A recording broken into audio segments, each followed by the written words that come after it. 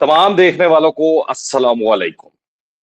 क्या मुस्लिम दुनिया में ताकत का पूरा सिक्योरिटी ऑर्डर जो है वो तब्दील होने जा रहा है? मक्का मुकरमा में पाकिस्तान, सऊदी अरब और तुर्किया ने एक ऐसा मुश्तरका दफाई मुआहदा कर दिया है जिसने खित्ते के दारुल हुकूमतों में खतरे की घंटियां बजा दी। और मुआहदे का सबसे अहम नुकता, एक मुल्क पर हमला, तीनों पर हमला तस्वुर होगा। तुर्किया के वजीर खारजा ने इस असूल को नेटो के आर्टिकल 5 से तकनीकी तौर पर जो है वो मिलता जुलता करार दिया है। लेकिन यहाँ एक इंतहाई अहम बात समझना जरूरी है। इसका मतलब ये नहीं कि किसी एक मुल्क पर हमला होते ही तीनों ममालिक खुद ब खुद एक ही अंदाज में जंग के अंदर कूद जाएंगे। रद्द अमल की नौयत और हद का फैसला हालात के मुताबिक किया जाएगा। और यही वो नुक्ता है जहां से असल कहानी शुरू होती है, क्योंकि सवाल ये नहीं कि मुआहदा हुआ या नहीं। सवाल ये है कि इस मुआहदे के पीछे असल ताकत क्या है। पाकिस्तान क्या दे रहा है, सऊदी अरब क्या दे रहा है, तुर्किया क्या दे रहा है। और अगर ये तीन ताकतें वाकई अपनी दफाई सलाहियतों को एक दूसरे के साथ जोड़ देती हैं, तो भारत, इजराइल, ईरान और पूरे खित्ते के लिए इसके क्या असरात होंगे। और सबसे बड़ा सवाल, क्या मक्का मुआहदा मुस्तकबिल के किसी बड़े मुस्लिम दिफाई तहाद की पहली ईंट है? सबसे पहले पाकिस्तान को देखते हैं। पाकिस्तान इस मुआहदे में सिर्फ फौजी दस्ते या चंद हथियार लेकर नहीं आया। पाकिस्तान के पास एक ऐसी दिफाई सलाहियत मौजूद है जो मुस्लिम दुनिया में इसे मुनफरिद मुकाम देती है। एटमी डिटेरेंस।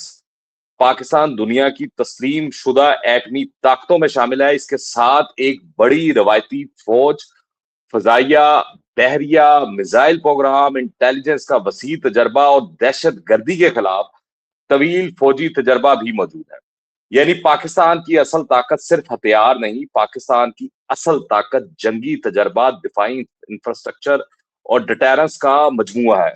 और सऊदी अरब के लिए ये इंतहाई अहम है, क्योंकि सऊदी अरब के पास जदीद तरीन हथियार खरीदने के लिए वसाइल मौजूद है। लेकिन जदीद हथियार खरीदना एक चीज है और इन्हें एक मरबूत दिफाई निजाम के अंदर इस्तेमाल करना दूसरी चीज है। यहाँ पाकिस्तान की तरबियत, इफरादी कुव्वत, फौजी तजर्बा और दिफाई ताउन जो है वो बहुत अहम हो सकता है। अब बात करते हैं सऊदी अरेबिया की। अगर पाकिस्तान इस इत्तेहाद में फौजी और दिफाई ताकत लाता है तो सऊदी अरब क्या लाता है? माशी ताकत, तवानाई, खलीजी जुग्राफिया, बहरा अहमर तक रसाई, इस्लामी दुनिया में सियासी असर रसूख और सबसे बढ़कर बेपनाह माली वसाइल। सऊदी अरब जदीद दिफाई टेक्नोलॉजी खरीद सकता है, दिफाई मंसूबों में सरमायाकारी कर सकता है और एक ऐसे मुश्तरका दिफाई निजाम की माली बुनियाद जो है वो मजबूत कर सकता है जो सिर्फ तीन ममालिक तक महदूद ना रहे। तो तस्वुर कीजिए, तस्वीर कुछ इस तरह बनती है। पाकिस्तान जो है वो दिफाई और अक्सरी सलाहियत, सऊदी अरेबिया सरमाया, तवानाई और जुग्राफी अहमियत। लेकिन अभी एक तीसरा सतून बाकी था और वो सतून है तुर्किया। तुर्किया की असल ताकत क्या है? तुर्किया सिर्फ एक बड़ी फौज नहीं, इसकी असल ताकत तेजी से तरक्की करती हुई दिफाई सनत है। ड्रोन्स, मिसाइल सिस्टम, बहरी प्लेटफॉर्म्स, इलेक्ट्रॉनिक वॉरफेयर, निगरानी के सिस्टम्स और मुख्तलिफ दिफाई मसनूआत की मुकामी तैयारी। क्या आपको याद होगा जो पाकिस्तान की भारत के साथ जब मुठभेड़ हुई तो उसके अंदर जो तुर्किया के ड्रोन्स हैं उन्होंने बड़ा एक अहम किरदार अदा किया। ठीक है, फिर हमने रशिया यूक्रेन वॉर के अंदर भी देखा कि तुर्किया के ड्रोन समेत जो उसका मिसाइल डिफेंस सिस्टम है उन्होंने भी बड़ा अहम किरदार अदा किया है। फिर तुर्किया जो है वो नेटो के साथ भी अटैच है। यानी अगर तीनों ममालिक अपनी अपनी ताकतें जो हैं वो जोड़ें तो मामला सिर्फ फौजी तहाद तक महदूद नहीं रहता।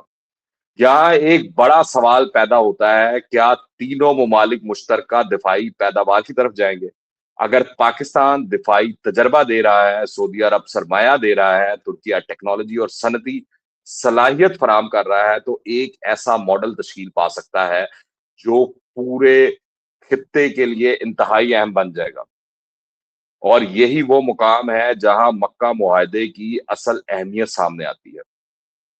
اب بات کرتے ہیں سب سے پہلے ایران کی۔ یہ سب سے حساس پہلو ہے، کیونکہ ایران اس نئے دفاعی فریم ورک کو نظر انداز نہیں کر سکتا۔ لیکن یہاں بھی ایک بات انتہائی اہم ہے۔ ترکیہ نے واضح کیا، ان کے وزیر خارجہ کی سٹیٹمنٹ آئی ہے کہ یہ جو معاہدہ ہے یہ ایران یا کسی مخصوص ملک کے خلاف نہیں۔ تو پھر ایران کو تشویش کیوں ہو سکتی ہے؟ کیونکہ مسئلہ صرف یہ نہیں کہ معاہدے میں ایران کا نام ہے یا نہیں۔ اصل مسئلہ طاقت کا توازن ہے۔ اس خطے کے اندر کون جو ہے وہ سارے وسائل کو رول کرے گا، اور جو سسٹم ہے وہ اس خطے کا بنائے گا، مشرق وسطیٰ کا۔ ایک طرف ایران ہے تو دوسری طرف سعودی عربیہ۔ ان دونوں کے درمیان پہلے ہی خطے میں کئی حساس سیکیورٹی معاملات موجود ہیں۔ اب اگر سعودی عرب کے ساتھ پاکستان اور ترکیہ کا دفاعی فریم ورک مضبوط ہوتا ہے تو تہران لازماً یہ حساب لگائے گا کہ مستقبل میں اس کا علاقائی سیکیورٹی ماحول کس طرح تبدیل ہو سکتا ہے۔ لیکن یہاں پاکستان کے لیے ایک بہت بڑا سفارتی امتحان ہے۔ پاکستان کے سعودی عربیہ کے ساتھ انتہائی اہم اور قریبی تعلقات ہیں، برادرانہ، دوستانہ اور اس سے بھی گہرے تعلق۔ ترکیہ کے ساتھ بھی گہرے اسٹریٹجک تعلقات ہیں، لیکن ایران پاکستان کا پڑوسی ہے۔ لہذا اسلام آباد کے لیے سب سے بڑی کامیابی یہ ہوگی کہ وہ اس معاہدے کو کسی ایران مخالف اتحاد کے اندر تبدیل نہ ہونے دے، کیونکہ پاکستان کو خطے میں ایک اور جنگ نہیں چاہیے۔ پاکستان کو چاہیے کہ یہ دفاعی فریم ورک جاریت روکنے کا ذریعہ بنے، جنگ شروع کرنے کا نہیں۔